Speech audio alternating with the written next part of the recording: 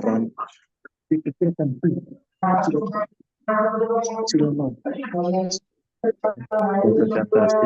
dari Mas apa namanya Mas Hafid ya? Ahmad Yasid, Prof. Ahmad Yasid ya, terkait dengan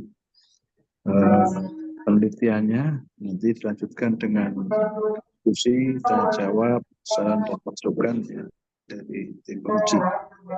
Ya, oke, silakan Mas dipaparkan kurang lebih 10 menit Mas.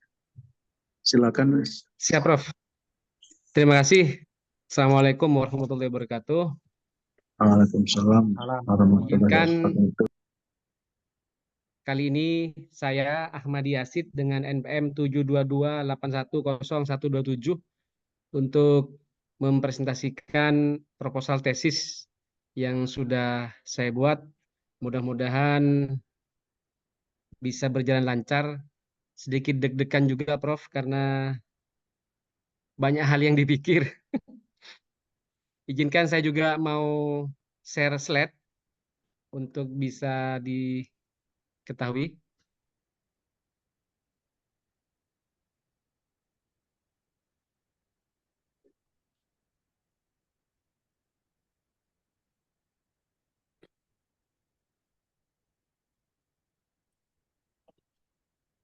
Yang pertama, tentu saya akan memulai dari latar belakang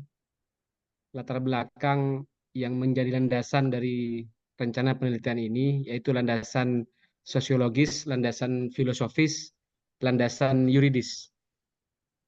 Berkaitan dengan landasan sosiologis, pasca putusan MK nomor 62 tahun 2010 menunjukkan bahwa keberadaan ombudsman tidak memiliki otorisasi penuh pada kewenangannya dalam memberikan advokasi terhadap penyelesaian sengketa di bidang pelayanan publik.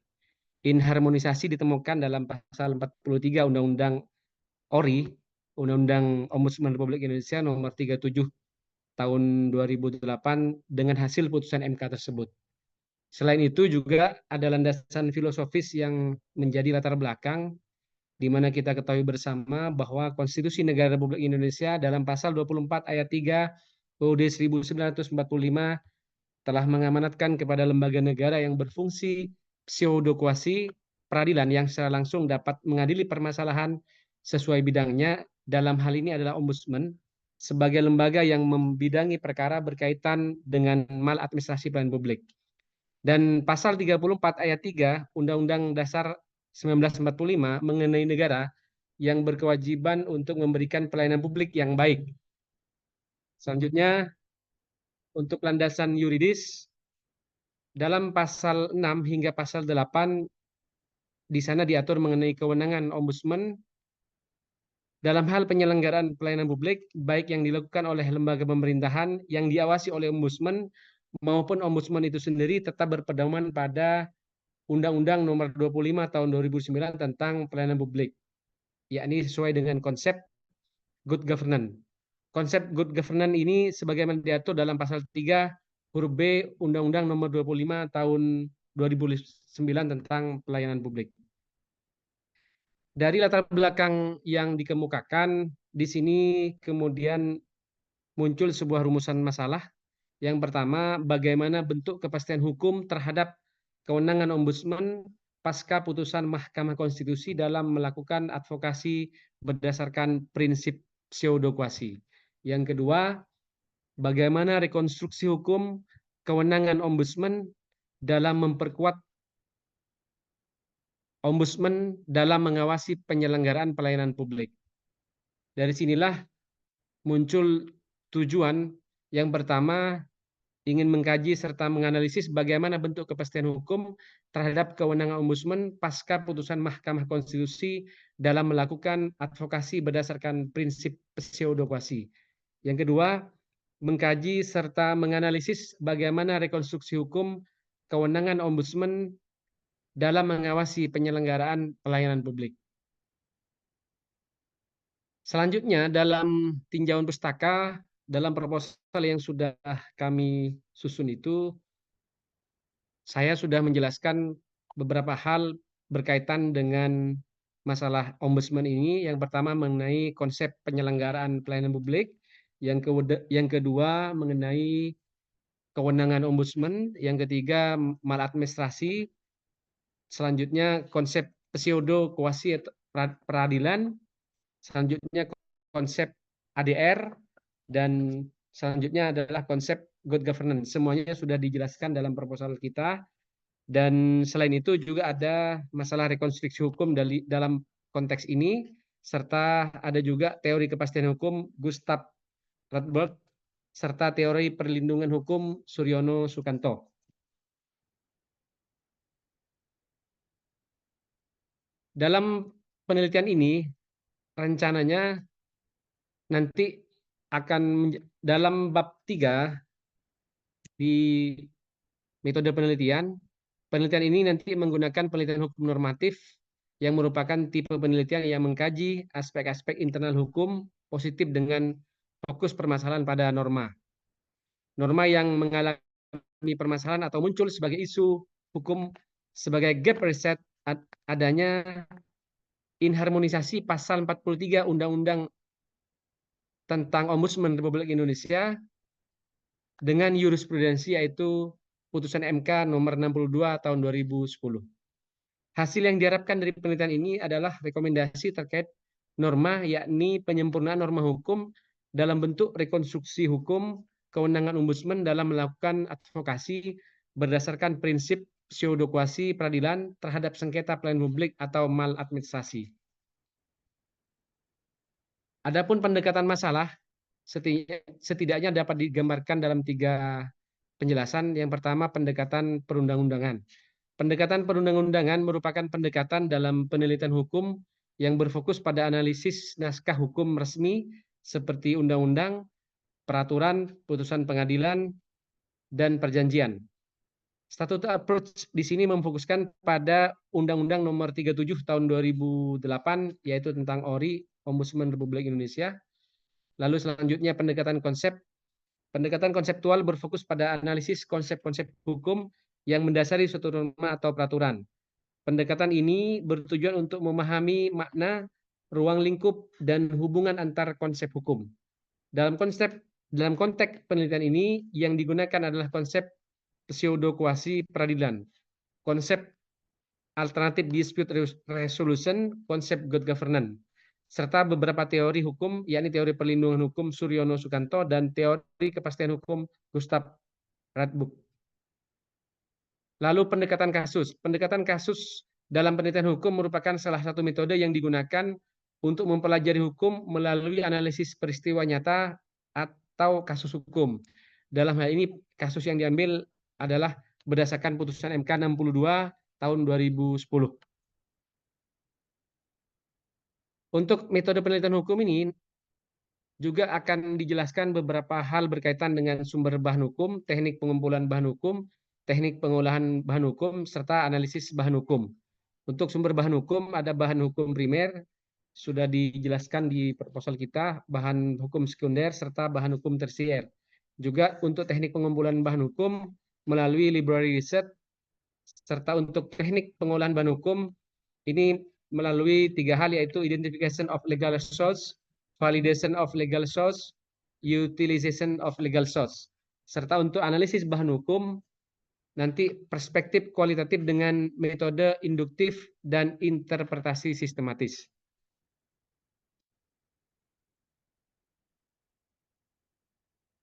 Sementara mungkin begitu yang bisa saya sampaikan ringkasan dari proposal tesis yang saya ajukan. Mohon izin kepada seluruh para pihak, mohon masukan dan arahan agar proposal yang kami ajukan bisa lebih maksimal dan bisa sesuai dengan harapan saya secara pribadi. Terima kasih. Assalamualaikum warahmatullahi wabarakatuh. Oke, terima kasih Mas. Sekarang Prof. Made dulu, Prof. Monggo Prof untuk memberikan saran masukan barangkali pendapat Prof. Made terkait dengan rencana penelitian dari Mas Farid Ahmad Yasid, Prof. Ahmad Yasid. Lupa ya Mas. Oke, monggo Prof. Made. Jadi desain demikian Mas, latar belakang, rumusan masalah, kemudian masalah Halo, bisa terima suara saya? Siap, suaranya diterima dengan bagus, Prof. Terima kasih. Jadi judul disertasinya sangat menarik, yang mengacu pada Undang-Undang 38 dan putusan Mahkamah Agung gitu ya. Mahkamah Konstitusi, Prof. Jadi mengacu pada Undang-Undang 38 tahun 2008. Siap. dan juga putusnya jurisprudensi ya, Jurisprudensi, Prof. putusan Mahkamah Agung dan seterusnya. Nah, sebelum saya bertanya, saya beri masukan dulu. Siap. Di dalam daftar isi itu tidak ada halaman-halamannya itu, halaman berapa, Siap. halaman berapa. Siap, Prof. Siap, Prof. Nah, sehingga saya kesulitan itu buka ininya, naskahnya. Siap. Siap, Prof. Ya. Siap, Prof. Kemudian, tapi prinsipnya bagus lah. Siap, siap, Prof. Ya.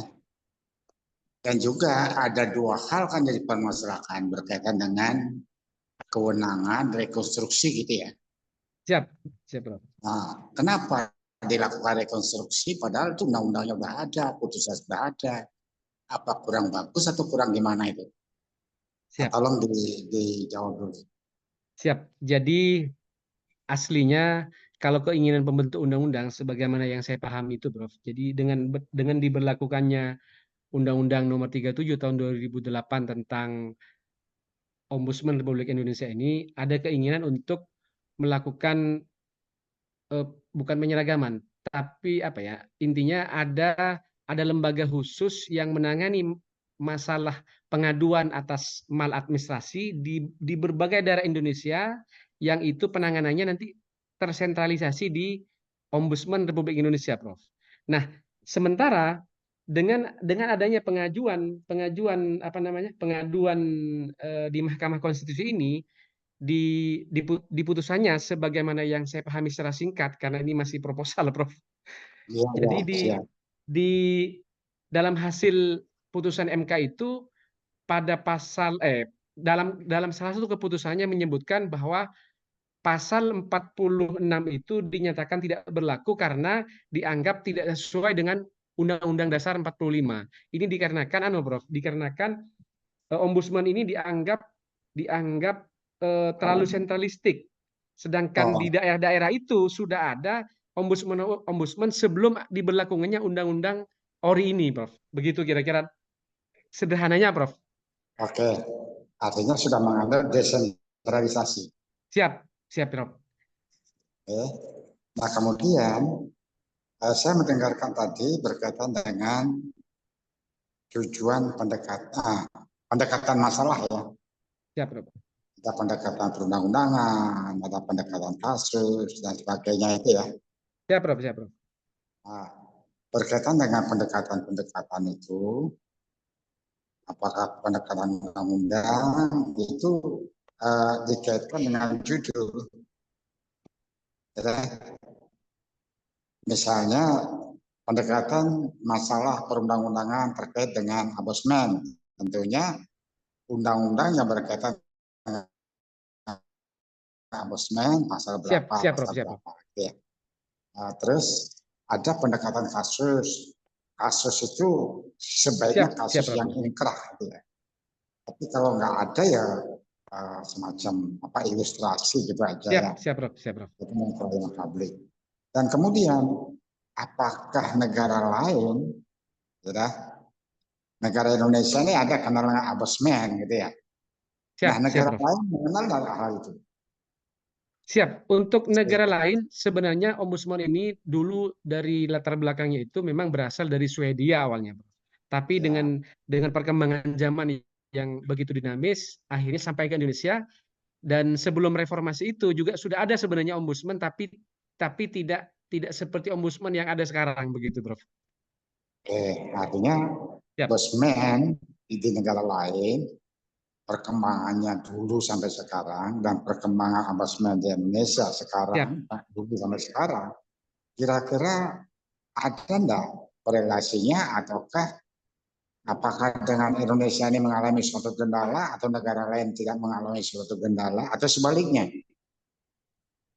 negara Kalau lain? siap, Prof. Nah, ya, ya Memang silakan. kalau melihat literatur gitu, Prof ya.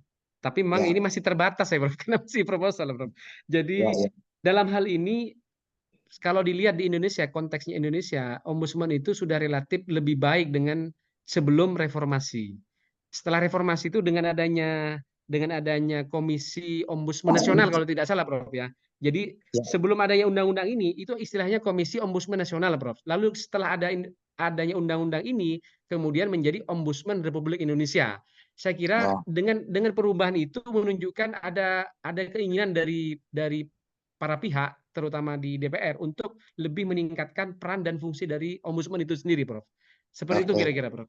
Ya, mungkin ini masukan Siap, karena pendekatan kasus kalau bisa dikembangkan lagi pendekatan komparatif karena masalah pelayanan ini kan hubungan negara dengan masyarakat gitu ya, siap, Prof. berkaitan dengan pelayanan. Negara lain pun begitu, Siap, hubungan siap. negara dengan masyarakat. Kira-kira sebaiknya di kita sudah oke ataukah perlu membandingkan dengan negara yang ada di sekitar kita, Siap, siap.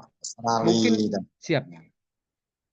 misalnya sekarang kalau saya membaca misalnya negara Australia, Australia itu dikenal dengan pelayanannya terhadap masyarakat itu sangat welcome, Siap, siap.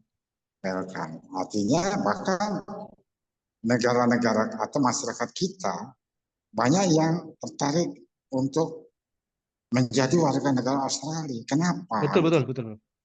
Ya, nah sekarang coba kita bandingkan sehingga ombudsman di Indonesia ini memacu untuk lebih baik dan lebih baik lagi. Gitu. Siap, siap, Prof.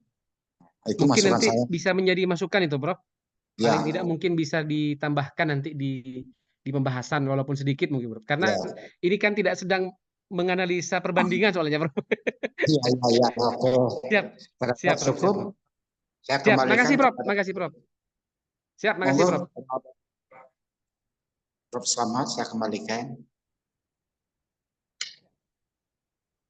Halo.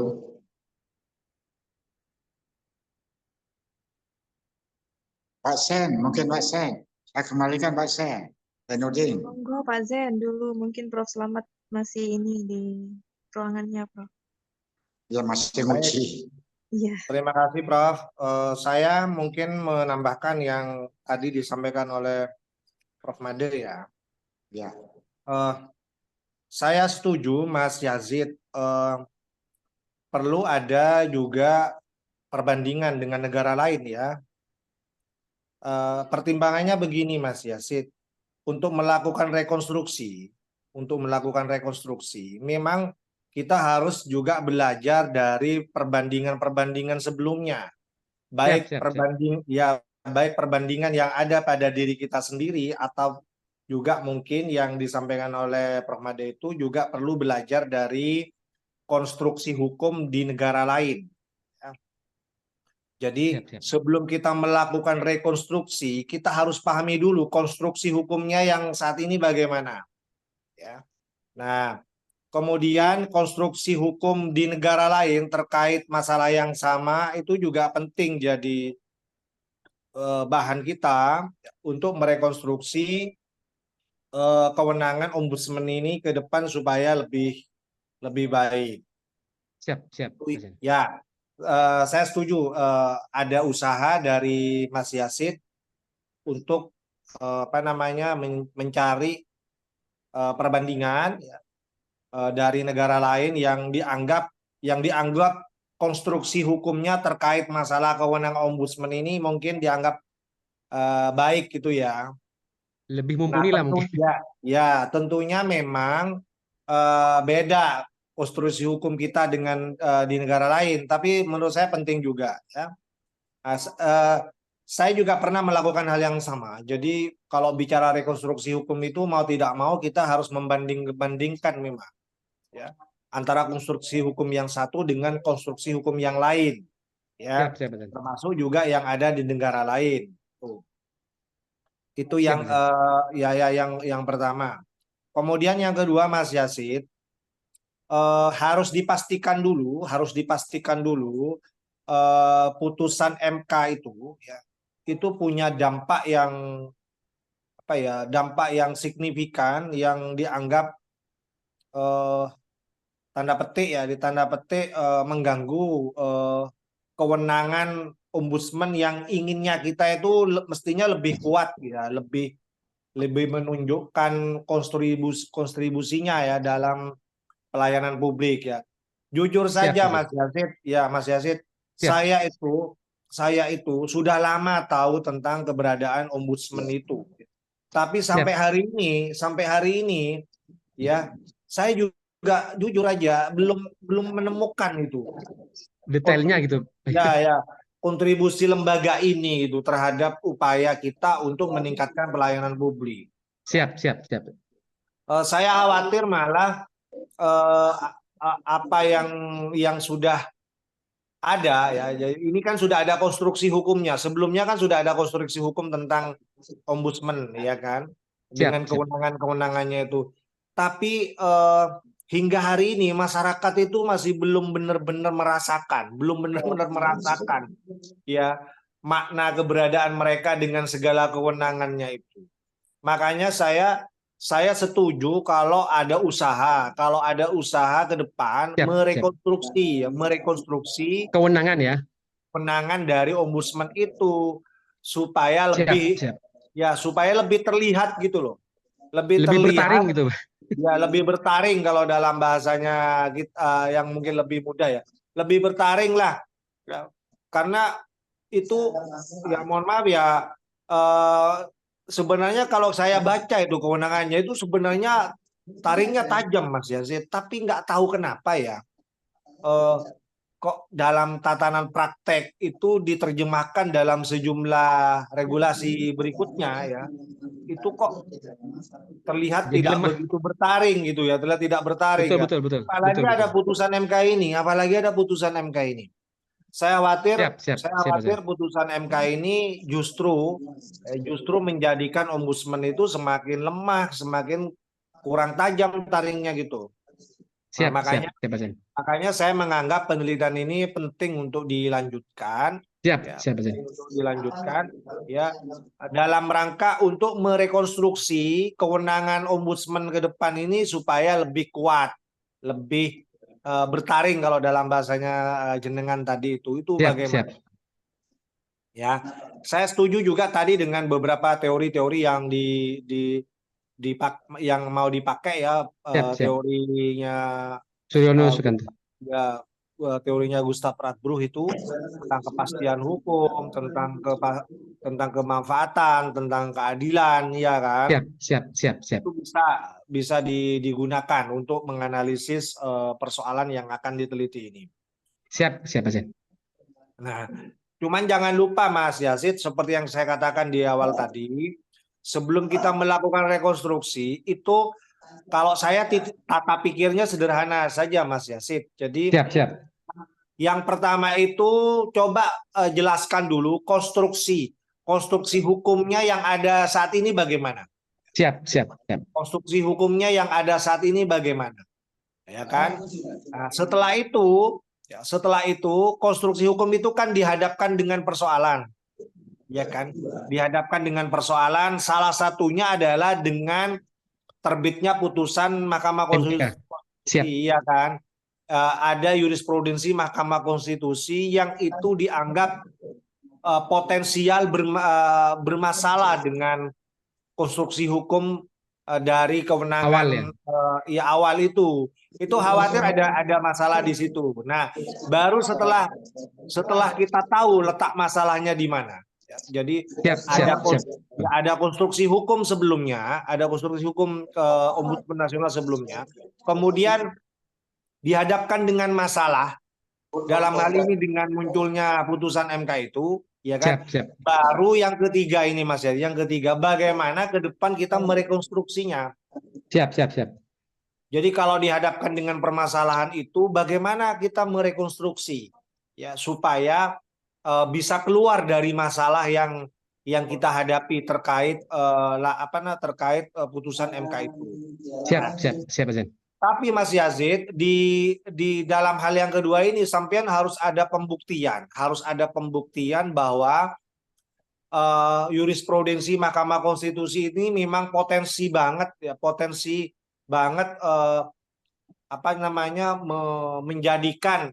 menjadikan kompetensi atau kewenangan dari kewenangan dari Ombudsman nasional ini ke depan agak bermasalah ya. Siap. Tidak bertaring. Siap, Harus dibuktikan Dokter. bahwa putusan MK ini agak mengganggu gitu ya. Kalau misalnya ini diterapkan, kemudian diterjemahkan ke dalam sejumlah peraturan perundang-undangan terkait masalah kewenangan ombudsman ini, khawatir nanti bisa mengamputasi sejumlah kewenangan-kewenangan yang sudah dianggap baik. Siap.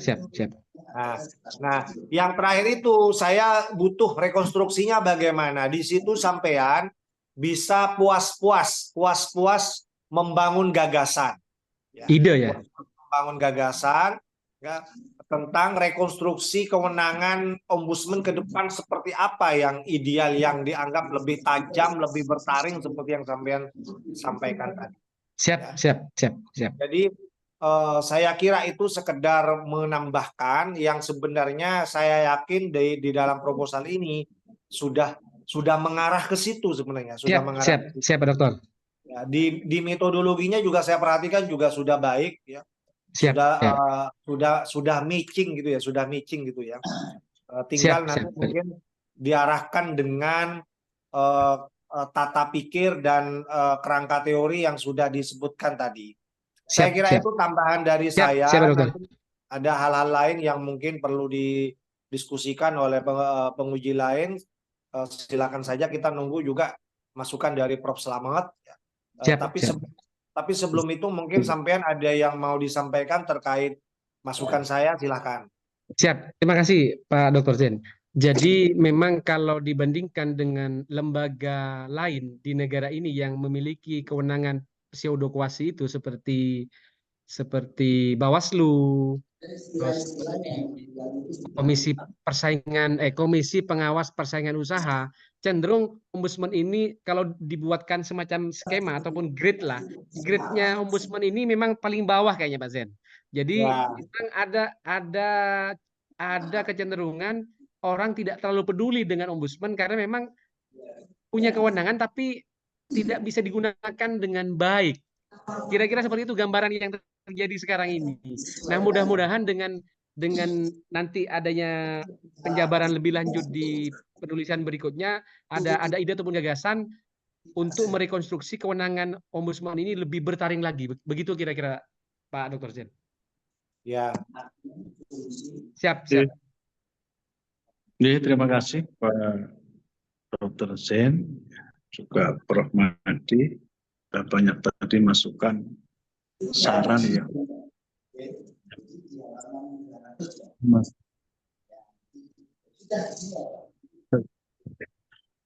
Memang menarik pembicaraan mengenai ombudsman ya.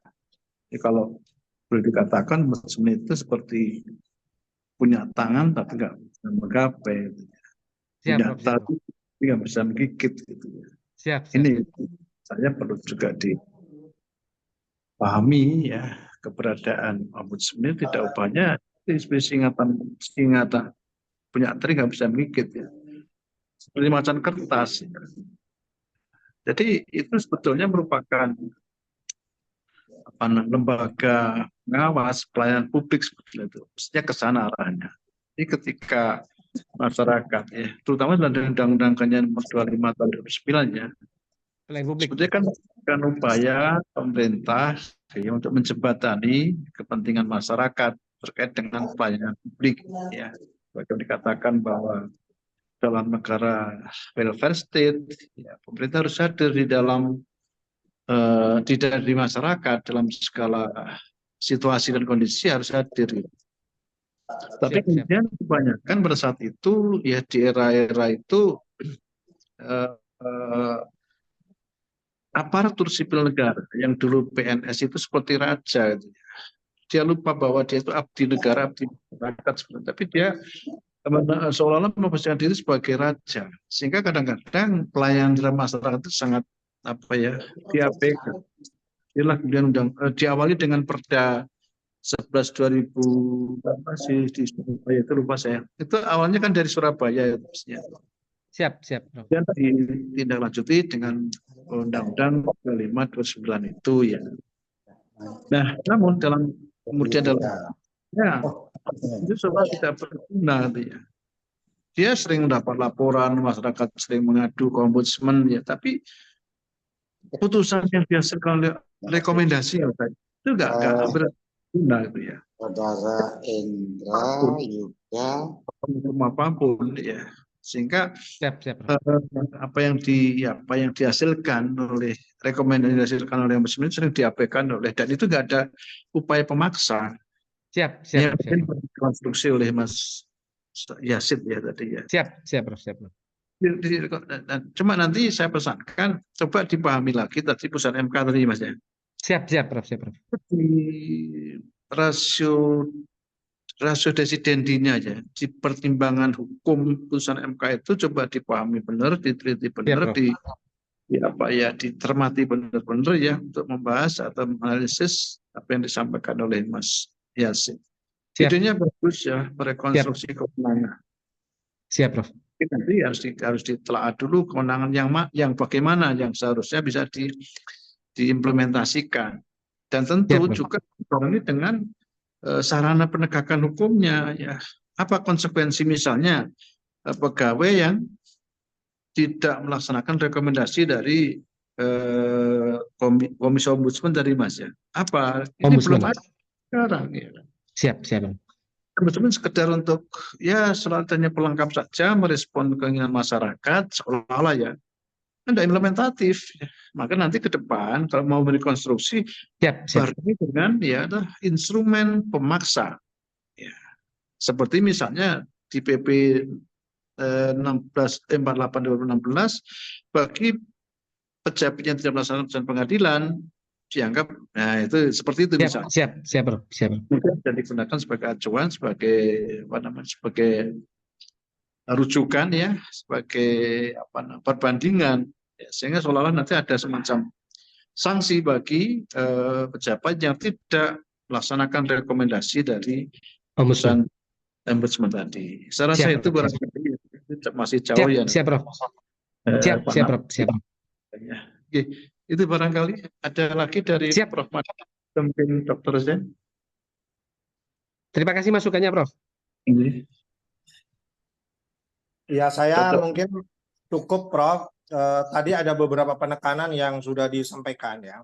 Jadi bagian-bagian kewenangan dari ombudsman itu yang mana saja yang harus direkonstruksi.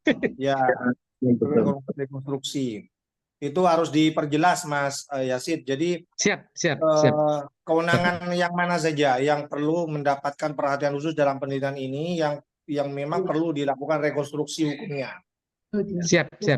Betul tadi Prof. Slamet bilang bahwa salah satu kelemahannya di situ, Mas. Jadi tidak ada sifat memaksa dari apa yang dihasilkan oleh lembaga ini, ya, sehingga mubadir gitu loh. Jadi seperti tidak berguna. Mubadir.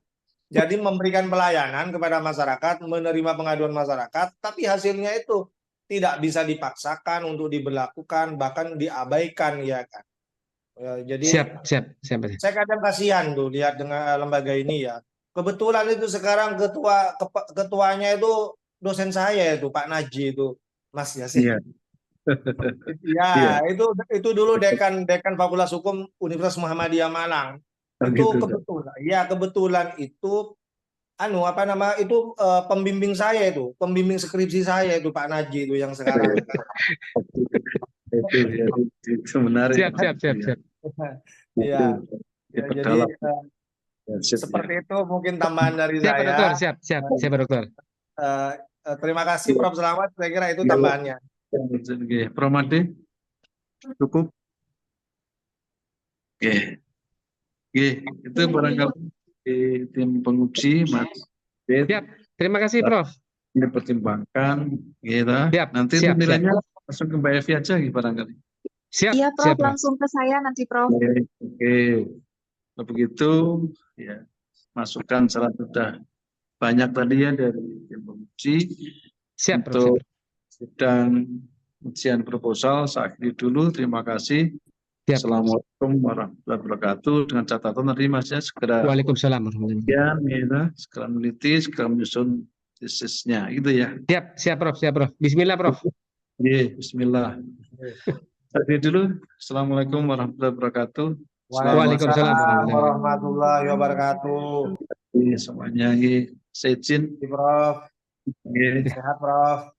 Terima kasih. Makasih, Prof.